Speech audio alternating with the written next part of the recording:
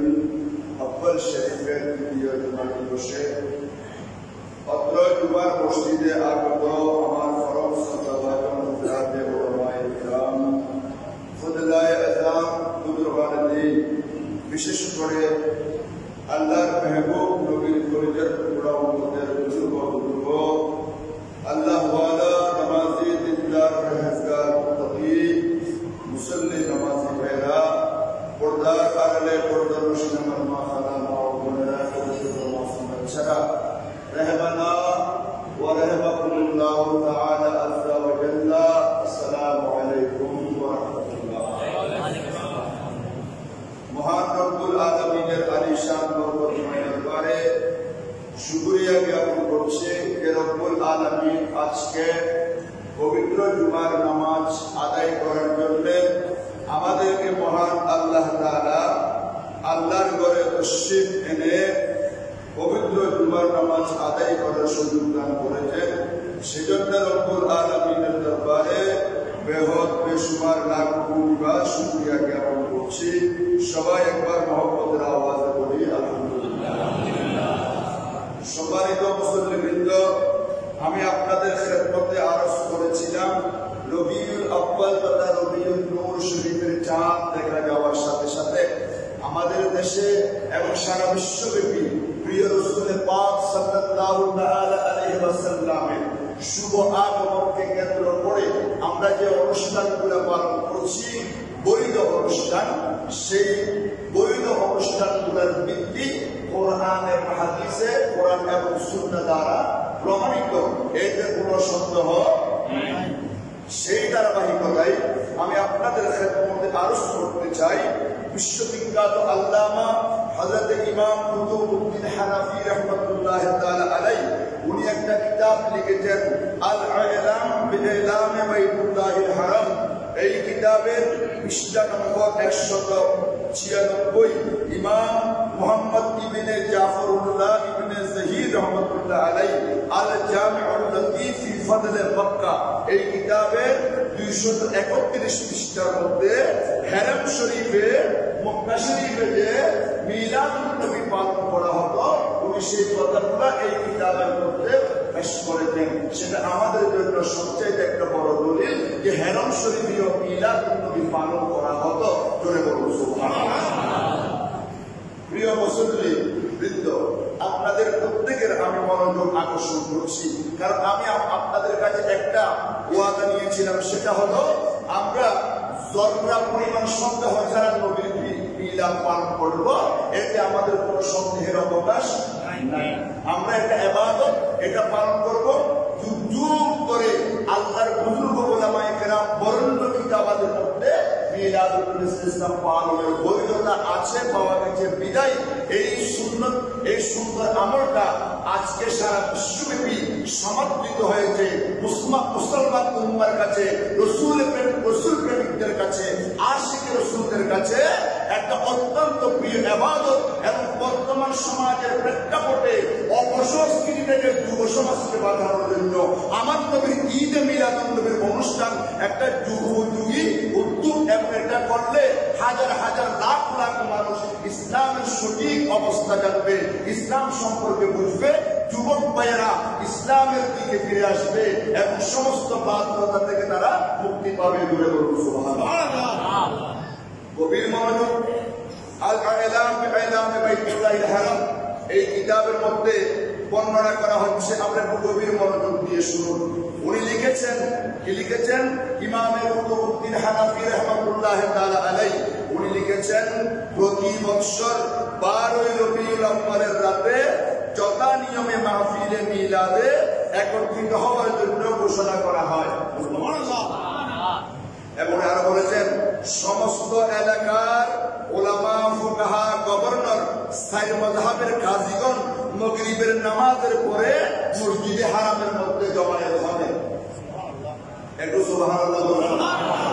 আমাদের অনেক ভাইয়েরা আমাদেরকে আজকে অনেক বক্তব্যের মধ্যে বলতেছে যে মক্কা মধ্যে এগুলো ছিল না, নাইও, এরকম করে করে বলতেছে।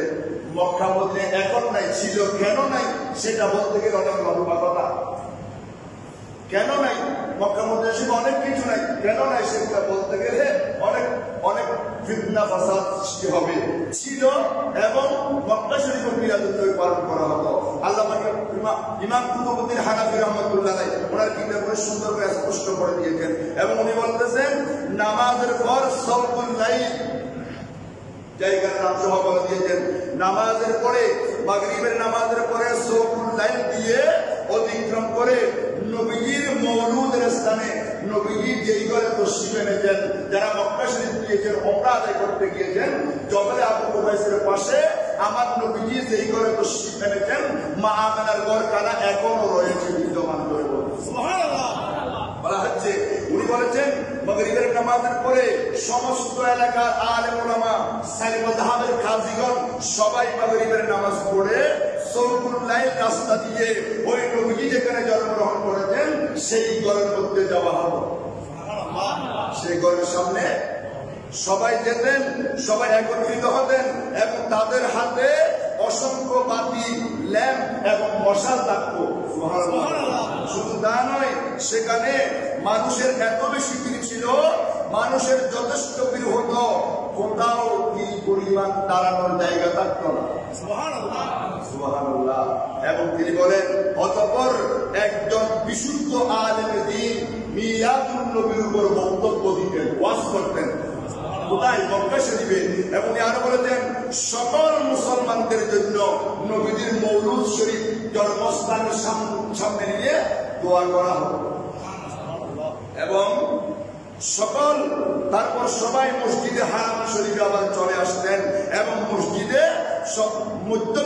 মসজিদের মধ্যখানে সারিবদ্ধ হয়ে সবাই বসতেন মসজিদে হারাম শরীফে, এবং কাজীগণ আবার রাজ্যের জন্য দোয়া করতেন মিলাদুন নবী উপলক্ষে। সুবহানাল্লাহ। তারপর বলতেছেন, মসজিদের তৎকালীন বাদশাহ মাহফিল আয়োজনকারীগণকে মাথার মধ্যে পাগড়ি দিতেন। আলহামদুলিল্লাহ, একটু জোরে বলবেন না? সেজন্য বলেছিলাম বর্তমান প্রেক্ষাপট আমাদের দলিল নয়, কিতাবে আছে কিনা আমরা সেটা দেখবো, কিনা বলেন। আমি জাস্ট আপনাদেরকে একটা এক্সাম্পল বলি। একটা জায়গা নিয়ে দুইটা মানুষের মধ্যে দখল নিয়ে যত হলো, কি হলো বাবা? একটু সংক্ষিপ্ত আকারে বুঝাবো, এটা কিতাবের বাইরে আলোচনা, একটু কথা বলছি।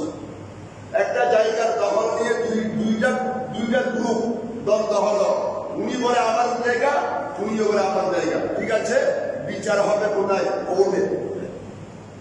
কোথায় বিচার হবে? কোর্টে বিচার হবে। উভয় মালিক দাবিদার কোর্টে হাজির হলেন, উকিলও নিয়োগ করলেন। তখন হাকিম বলবে, আপনার যে জায়গা তার প্রমাণ দেখান। একজন কি করলো, জায়গা যেখান থেকে দাবি করবে সেখান থেকে কিছু মাটি নিয়ে গেল, মাটি নিয়ে গেছে, বলেন না, কিছু মাটি যিনি জায়গা তখন বলে যে সেখানে কি নিয়ে গেছে, কিছু মাটি নিয়ে বলতেছে। উকিল সাহেব বলেন, জায়গাটা থেকে আমার, সেখান থেকে আমি মাটি নিয়ে এসেছি। আচ্ছা, ওনার এই যুক্তি কি হাকিম কবুল করবেন? বলেন না। আরেকজনকে বলা হলো আপনি বলেন আপনার মালিকানা কি? উনি বললেন আমার কাছে সাপ খবলা আছে। বলেন না কি আছে? সাপ খবলা, আমার কাছে খবলা আছে। এবং আরেকটা কি বলে? খতিয়ান না, জায়গা জমির ব্যাপার আমি একটু কম বুঝি। খতিয়ান আমার নামে নামদারি করা খতিয়ান আছে। আচ্ছা, যিনি মাটি নিয়ে গেছেন ওনারটা হাকিম কবুল করবেন, রাইটা কার পক্ষে যাবে আপনারা বলেন তো? দিনের কাছে সাক্ষ্য বলা। আমার দলিল হলো কিতাব কোরআন, মক্কা শরীফ আমার দলিল নয়। আমার প্রমাণ হলো কোরআন হাদিস। আমার কাছে দলিল হলো সাক্ষ্য বলা। আমার দলিল হলো হাদিসের কিতাবে বড় বড় বুজুর্গ আলেমরা মদিনা শরীফে মক্কা শরীফে মিলাদুন নবী হলো কিনা সেটা কিতাবে বলেছেন কিনা আমার দলিল হবে সেটার থেকে। কিতাব না থাকলে আমার বর্তমান প্রেক্ষাপট চিন্তা করার কোনো দরকার নাই। এটা মনে রাখবেন, কিতাব বলা সবথেকে বড় দলিল। খবলা যাক, আমার কাছে খবলা আছে। তাহলে মসজিদে তৎকালীন বাদশাহ কাজী সাহেবগণ আমার নবীজি ঈদে মিলাদুন নবী সাল্লাল্লাহু উপলক্ষ করে আল্লামা কুতুবুদ্দিন হানাফি রাহমাতুল্লাহ আলাইহি বর্ণনা করেছেন, মক্কা শরীফে আমার নবীজি ঈদে মিলাদুন নবী পালন করে সারা বিশ্বের জন্য, দেশবাসীর জন্য বাদশাগণ, সাইর মাযহাবের কাজীগণ আল্লাহর দরবারে দোয়া করতেন। গভীর মনোযোগ। এরপর এশার নামাজের আযান হতো। কি হতো?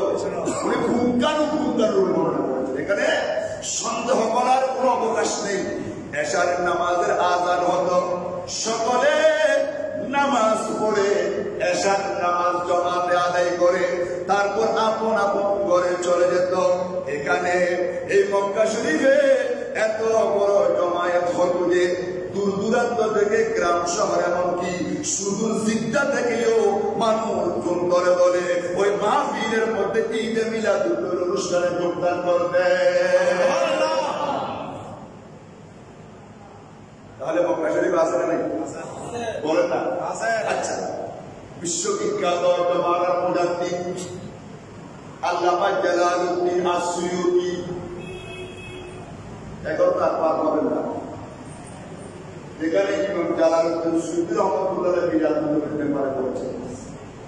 আল্লামা জালালউদ্দিন আস-সুয়ুতি, যার কিতাব না পড়লে মৌলানা সাহেব হওয়া যাবে না, যার অসংখ্য কিতাব মাদ্রাসায় পড়ায়।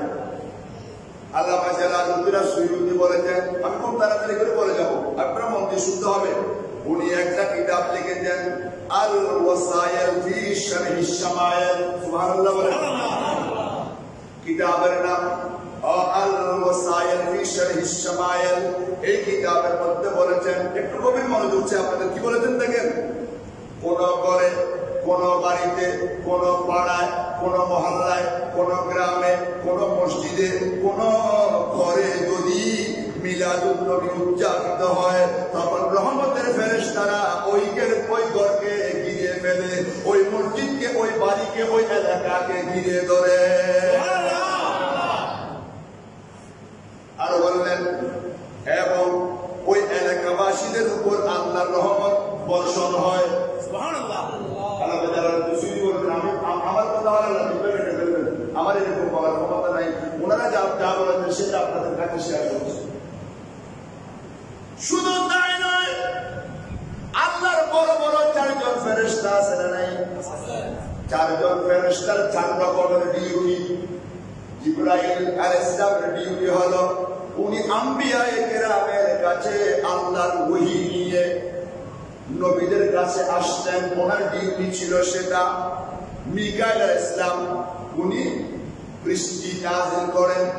ইসরাফিল আলাইহিস সালাম উনি সিংহায় ফুঁক দেওয়ার জন্য দাঁড়িয়ে আছেন আল্লাহর হুকুমের জন্য।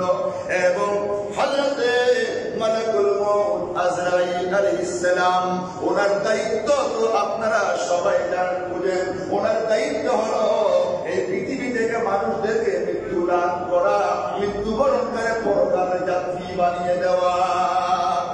আল্লামা জালালউদ্দিন আস-সুয়ুতি রাহমাতুল্লাহ তাআলা আলাইহি উনি বর্ণনা করেছেন যে এলাকার মধ্যে মিলাদুন নবী সাল্লাল্লাহু মাহফিল হয় এই সাইয়্যিদুল ফেরেশতা জিবরাইল মিকাইল ইসরাফিল আজরাইল আলাইহিস সালাতু ওয়াস সালাম যারা মিলাদুন নবী পালন করে এই সাইয়্যিদুল ফেরেশতা একই সাথে ওই মানুষের উপর রহমত নাযিল করে।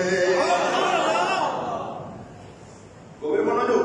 তারপর উনি বলেছেন কোন মুসলমান ঘরে মিলাদুন নবী উদযাপন করলে, কোন মুসলমানের ঘরে যদি মিলাদুন নবী সাল্লাল্লাহু পালন করা হয়, ওই ঘরের মধ্যে দুর্ভিক্ষ দেখা দেবে না, বালা মুসিবত দেখা দেবে না, আগুন ধরবে না, পানিতে ডুবে কেউ মরবে না, সকল বালা মুসিবত থেকে, হিংসা বিদ্বেষ বদনজর চুরি ডাকাতি থেকে ওই ঘরের বাসিন্দাকে আল্লাহ হেফাজত করবে।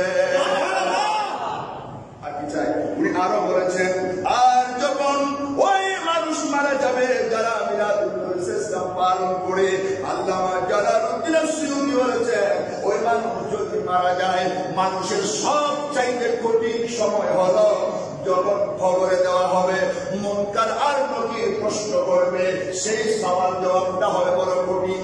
আর আল্লামা ইমাম জালালউদ্দিন সুয়ুতী রাহমাতুল্লাহ আলাইহি উনি বর্ণনা করেছেন মিলাদুন নবী সাল্লাল্লাহু যারা মহব্বত করে পালন করে ওই মানুষ মৃত্যুবরণ করবে এবং কবরে মুনকার এবং নকিরের ফেরেশতা তার জন্য আসান করে দেওয়া হবে। শুধু তাই নয়, এবং আরো বলেছেন, আরো কি বলেছেন, এই প্রশ্নের অসহজ উত্তর এবং কি সে দুর্গ আসনে সর্বাধিপতি সম্রাটদের সান্নিধ্য আমার মদিনাওয়ালা নবীর দিদার পাবে কবরে। অতএব মিলাদুন নবী সাল্লাল্লাহু তাজিম ও সম্মানকারীদের জন্য এতটুকু ফজিলত যথেষ্ট। কে বলেছেন বাবা? আল্লামা জালালউদ্দিন আস-সুয়ুতী রাহমাতুল্লাহ। আপনাদের একটু মনোযোগ চাই। শেখ মুহাক্কিক আব্দুল হক মুহাদ্দিস দেহলভী উনি বর্ণনা করেছেন কোথায়? মা সাবাতা বিস-সুন্নাহ, আব্দুল হক মুহাদ্দিস দেহলভীর কিতাব পৃষ্ঠা নম্বর 60। সেখানে উনি বর্ণনা করেছেন কি সর্বদা মুসলমানদের এটা নিয়ম ছিল রবিউল আউয়াল মাসে মাহফিলে মিলাদ উদযাপন করতেন। সুবহানাল্লাহ। এর চাইতে বড় মুহাদ্দিস আর পৃথিবীতে হয় নাই, হবে না। উনি বলে দিয়েছেন মুসলমানদের নিয়ম ছিল ঈদে মিলাদুন নবী উদযাপন করা, সাদাকাত খায়রাতের মাধ্যমে খুশি উদযাপন করা। তারা ওই দিনে ভালো কাজের চেষ্টা করে এবং বিলাদতের ঘটনাসমূহ, নবীর আগমনের ঘটনাসমূহ বর্ণনা করে। আচ্ছা, এবার আসেন শাহ ওলিউল্লাহ মুহাদ্দিস দেহলভী, শাহ ওলিউল্লাহ আব্দুল হক মুহাদ্দিস দেহলভীর পরিবারে উনি বর্ণনা করেন, কি বলেন? শাহ ওলিউল্লাহ মুহাদ্দিস দেহলভী বর্ণনা করেন, শাহ আব্দুর রহিম মুহাদ্দিস দেহলভীর উদ্ধৃতি দিয়ে বর্ণনা করেন, শাহ আব্দুর রহিম রাহমাতুল্লাহ তাআলা আলাইহি প্রতি বছর ঈদ মিলাদুন নবীর জন্য খাবারের ব্যবস্থা করতেন।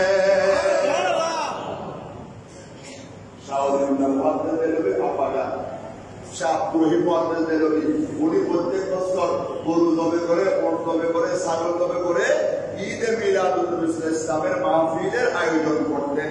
উনি কিতাবে বলেছেন, শাহ ওলিউল্লাহ মুহাদ্দিস দেহলভীর কিতাব আদ-দুররুস সামিন কিতাবের 40 পৃষ্ঠায় এই ঘটনা আছে।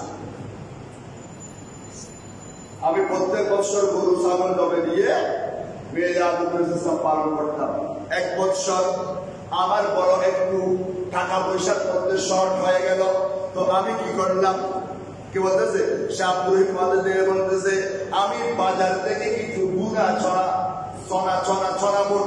বুনা বাজার থেকে কিছু ছড়া আমি ক্রয় করে সেগুলা দিয়ে আমার নবীর ঈদে মিলাদুন নবীর অনুষ্ঠান করে ওই ছড়াগুলা ছোট ছোট ছেলেদের হাতে বন্টন করে দিয়েছি, মুরব্বীদের হাতে দিয়ে নাই। সুবহানাল্লাহ। বলেন না, ছড়াগুলো বাজার থেকে কিনে আপনাদের হাতে নিয়ে একটু দেখতে লজ্জা করার লাগে, এগুলো ছোটদের খাবার, আপনি খাইলে বড় খাবেন, কিন্তু ছোটদেরকে বলেন আমি ছোটদেরকে দিয়ে দিলাম, ছোট বাচ্চাদের একটু মনে করে সামনে চলে আসলো। আমার তো ঈদে মিলাদুন নবী পালন করলাম এত বছর, হঠাৎ করে একটু বসে শখ করলো। তখন উনি বলেন আমি এশারের নামাজ পড়ে আমি যখন মসল্লার মধ্যে বসে বসে একটু পেরেশানি অনুভব করতে করতে আমার চোখের মধ্যে ঘুম এসে গেল। তখন আমি স্বপ্নে দেখলাম আমার মদিনাওয়ালা নবী আমার সামনে। জুড়ে বলুন সুবহানাল্লাহ। ডাক দিয়ে বলে, হে শাহ আব্দুর রহিম মুহাদ্দিস দেহলভী, তোমার চেহারা কালো কেন, মলিন কেন, পেরেশান কেন?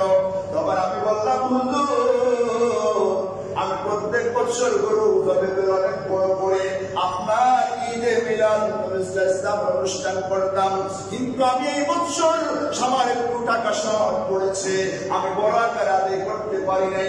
সামান্য ভুনা চনা বাজার থেকে ক্রয় করে আমি সেগুলা আপনি নবীর ঈদে মিলাদ নবীর ফাতিহা পড়ে ছোট ছোট বাচ্চাদের হাতে দিয়ে ফেলেছি।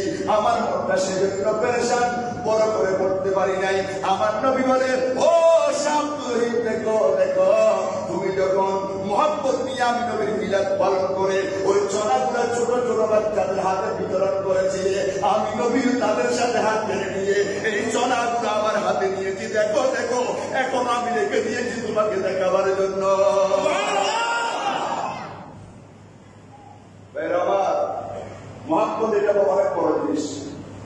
আমার নবী জিন্দা নবী, আমার নবী বলতেছে যে আমি তোমার এই ভুনা চনা সূরা ফাতিহা আমি ওই মিলাদুন নবীর চনা ছোট বাচ্চাদেরকে দিয়েছো, দেখো আমার সামনেও আছে, আমিও হাত কেড়ে নিয়ে তোমার কাছ থেকে সেই চনা নিয়েছি। ছেলেদের হাতের ভিতরে আমি নবীর হাত ছিল, তুমি আমার হাতেও দিয়েছো, আলহামদুলিল্লাহ। তারপরে আসেন, আমি আবার কাউকে গালি বা কটাক্ষ করছি না, আমার ভাইদেরকে বলবো, হাজী এমদাদুল্লাহ মুহাজির মক্কি, উনি হলেন দেওবন্দ মাদ্রাসার পীর সাহেব, সবার পীর, আশরাফ আলী থানভী সাহেবের পীর, উনি আব্দুল রশিদ আহমদ গাঙ্গুহি সাহেবের পীর। যারা যারা নবীর সাথে বেয়াদবি করেছে, বিভিন্ন রকমের কথাবার্তা বলেছে, সবার পীর সাহেব হলো হাজী এমদাদুল্লাহ মুহাজির মক্কি। এক কথায় দেওবন্দ মাদ্রাসার সকলের পীর সাহেব, সকলের মুরব্বী হাজী এমদাদুল্লাহ মুহাজির মক্কি রহমাতুল্লাহ আলাইহি। উনি কি বলেন দেখেন, মওলুদ শরীফ হারামাইন শরীফাইনে সকল অধিবাসীরা করেন। সুবহানাল্লাহ।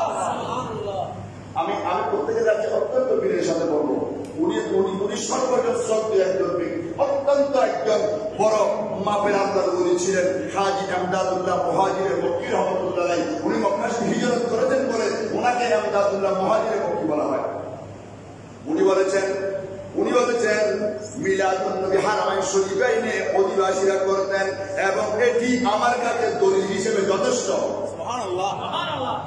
দেওবন্দীদেরকে বলেছেন তোমরা মানলে না মানো, এটা আমার জন্য বড় দলিল হলো হারামাইন শরীফে মিলাদুন নবী করেছে, আমি দেখেছি এবং করে আমি সেজন্য এটা আমার জন্য বড় দলিল। তাই রাসূল সাল্লাল্লাহু আলাইহি ওয়াসাল্লামের আলোচনা কিভাবে মন্দ হতে পারে? সুবহানাল্লাহ। মিলাদুন নবী রাসূলের আলোচনা কি? হাজী এমদাদুল্লাহ মুহাজির মক্কি রহমাতুল্লাহ আলাইহি বলেছেন মিলাদুন নবী অর্থাৎ নবীর আলোচনা কিভাবে মন্দ হতে পারে? উনি বলেন, তবে যেসব অতিরঞ্জিত করা হয় কিছু মানুষেরা একটু শরীয়ত বিরোধী কাজ যাতে না হয় সেদিকে অবশ্যই লক্ষ্য রাখতে হবে। মিলাদুন নবীর আনুষ্ঠানিকতার নাম দিয়ে শরীয়ত বিরোধী কোনো কাজ করা বৈধ হবে না। উনি বলেছেন সেদিকে একটু নজর রাখতে হবে, সেদিকে একটু রাখতে হবে। তিনি আরো বলেন, আমি নিয়মিত মিলাদ মাহফিলে অংশগ্রহণ করি। কে বলেছেন? হাজী এমদাদুল্লাহ মুহাজির মক্কি রহমাতুল্লাহ আলাইহি। উনি বলেছেন আমি নিয়মিত মিলাদ মাহফিলে অংশগ্রহণ করে থাকি এবং সেটাকে বরকতমণ্ডিত মনে করি এবং আমি প্রতি বছর মিলাদ মাহফিলের আয়োজন করি। দেখেন ওনাদের বিশ্বাস কেবলা হযরতে হাজী এমদাদুল্লাহ মুহাজির মক্কি রহমাতুল্লাহ আলাইহি বলেছেন আমি প্রত্যেক বছর মিলাদুন নবীর আয়োজন করেছি, মিলাদ মাহফিল করে এবং আমি মিলাদ কিয়াম করে বেশি মজা পাই। আলহামদুলিল্লাহ। আজকে অনেক ভাইরা মিলাদ কিয়ামের বিরুদ্ধে এত বেশি ফতোয়াবাজি করতেছে, এত বেশি নতুন নতুন ইউটিউবে একজন ছোট ছেলে, একটা ছোট ছেলে রেজাউল করিম আবরার নামে দেওবন্দের অনুসারী, সে প্রতিনিয়ত ইউটিউবের মধ্যে মিলাদুন নবীর ব্যাপারে এত বেশি বেয়াদবি করে যাচ্ছে ও জঘন্য জঘন্য কথাগুলো সে বলতেছে। আমি আপনাদেরকে বলবো আল্লাহ পাক রব্বুল আলামিন আলামিন এই সমস্ত প্রপাগান্ডা থেকে আমাদেরকে হেফাজত করুন। আমি ওনাদেরকে বলবো, আমি স্ট্যাটাসও দিয়েছি, ওনার বক্তব্যের মধ্যে কমেন্ট করেছি যে আপনি হাজী আমদাদুল্লাহ মুহাজিরকে আপনাদের ইমাম, আপনাদের বিশ্বাস, ওনার কিতাবের নাম হলো, একটু ভালো করে খেয়াল করবেন, ওনার কিতাবের নাম হলো শামায়েলে এমদাদিয়া, পৃষ্ঠা নম্বর 87 এবং 88। আমি ওনাকে বলেছি ওই কিতাবটা আপনি ভালো করে অধ্যয়ন করে তারপর মিলাদের ব্যাপারে বলেন, মিলাদ কিয়ামের ব্যাপারে বলেন। আপনি তো কাল আমাদের দেশে ছেলে বা ছোকরা ছেলে, তুমি কি দুইটা কিতাব পড়ে কয়টা পড়েছো? তো আমি বলবো যেখানে ওনাদের বড় বিশ্বাস মিলাদ কিয়াম করতেন, মিলাদ মাহফিল করতেন, মিলাদ আয়োজন করতেন, এটাও বলেছে যে আমি মিলাদ কিয়াম করে বেশি মজা পাই। যেখানে তোমাদের বিশ্বাস এগুলো করে মজা পায় আর তোমরা তাকে বেদাত বিরোধিতা, এগুলা আমাদের জন্য অত্যন্ত খারাপ লাগে। এগুলো দ্বারা সমাজের মধ্যে বিশৃঙ্খলা সৃষ্টি হবে, মুসলমানের মধ্যে হিংসা বিদ্বেষ সৃষ্টি হবে। তাই অনুরোধ জানাবো আমি আপনাদের কাছে, আল্লাহ পাক রব্বুল আলামিন এইভাবে বলতে বলতে মাস নয়, মাসকে মাস বছর শেষ হবে, তারপরে আলহামদুলিল্লাহ মিলাদুল নবী ইসলামের দলিল দিয়ে শেষ করা যাবে না। তাই আপনাদের খেদমতে আমি আরজ করতে চাই, অসংখ্য কিতাবে কোরআন পাকের দলিল আদিল্লা দিয়ে, হাদিসে পাক দিয়ে আমি আপনাদের খেদমতে এই কথাটা বুঝাতে চেয়েছি যে আমরা যে নিয়মে মিলাদুন নবী পালন করে আসছি যুগ যুগ ধরে, এটা আমাদের একটা মুসলমানদের জন্য অত্যন্ত প্রিয় মুস্তাহাব ইবাদত। বর্তমান প্রেক্ষাপটে অপসংস্কৃতি রোধে যুব সমাজকে ভালো কাজের দিকে আহ্বান করার জন্য মিলাদুন নবীর অনুষ্ঠান একটা সুন্দর একটা আমাদের জন্য গ্রহণীয়, করণীয়, মাননীয় একটা অনুষ্ঠান। সেজন্য আমি আপনাদের কাছে অনুরোধ জানাবো, এটা আপনারা নির্দ্বিধায় পালন করবেন, করতেছেন। আগামীতেও আল্লাহ আমাদেরকে পবিত্র নবীজির এই মাসে নবীজির ঈদে মিলাদুন নবীর অনুষ্ঠান করার এবং যোগদান করার বিভিন্ন অনুষ্ঠান চালিকা হচ্ছে, সেখানে আমরা যথাযথ যতটুকু পারে সাহায্য সহযোগিতা করার আল্লাহ আমাদের সবাইকে তৌফিক দান করুন। আমিন। প্রিয় উপস্থিতি, আজকে আমি এখানে শেষ করলাম। আলহামদুলিল্লাহ।